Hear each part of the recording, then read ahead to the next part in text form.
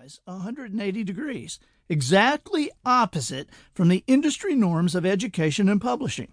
I determined that I could and would bear the cost of having the curriculums produced and would provide them to teaching professionals free of charge. To say the move was unexpected is an understatement, but today I'm thrilled to say that educators have sought out each curriculum designed for K-5, elementary, middle school, high school, college, and graduate level courses for their classrooms in more than 2,500 school and university systems. Incidentally, none of this happened because I'm special in some way. It has happened because a number of years ago I intentionally and purposefully chose to think differently. I'm going to show you exactly what I mean in the chapters that follow, and if you wish, will lead you to some different results of your own. In case you're wondering, yes, I still speak and write. Daily, via my website, I communicate online with many people around the world, and I'm more passionate than ever about my search to notice that thing, that one tiny thing, that when understood and harnessed, allows me to help you create a life of extraordinary purpose and powerful results.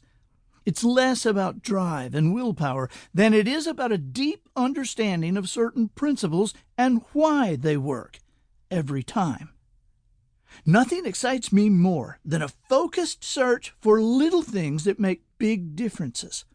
After all, only the smallest essence of a thing can ever reveal its purity and, consequently, the source of its power. Remember the saying, "Don't sweat the small stuff"? You've heard it thousands of times, and honestly, on the surface, the admonition appears to be entirely logical. And without thinking too deeply about this seemingly innocent phrase, we have bought into its meaning wholeheartedly.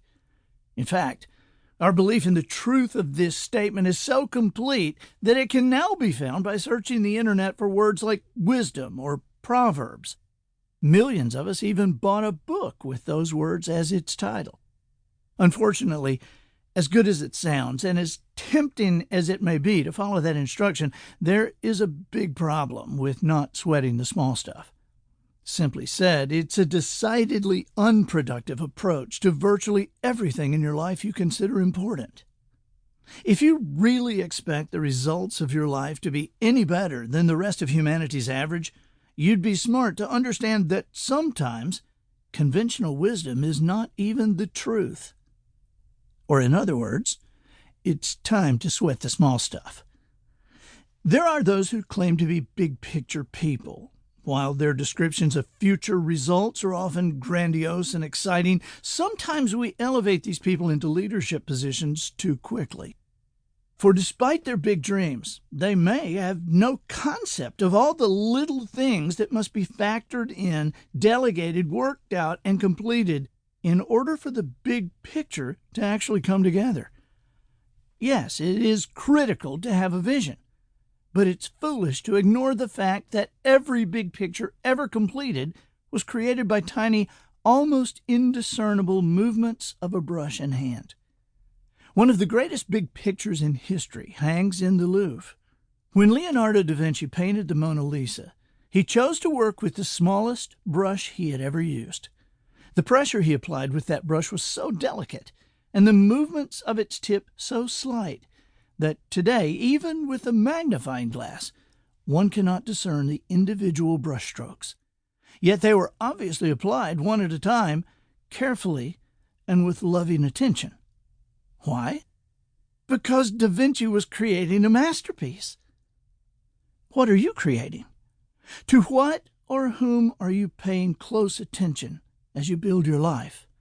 However your family turns out, whatever happens with your business, your organization, or your team, at the end of it all, whether you produce a disaster or a masterpiece, it all will have been created one small brushstroke at a time.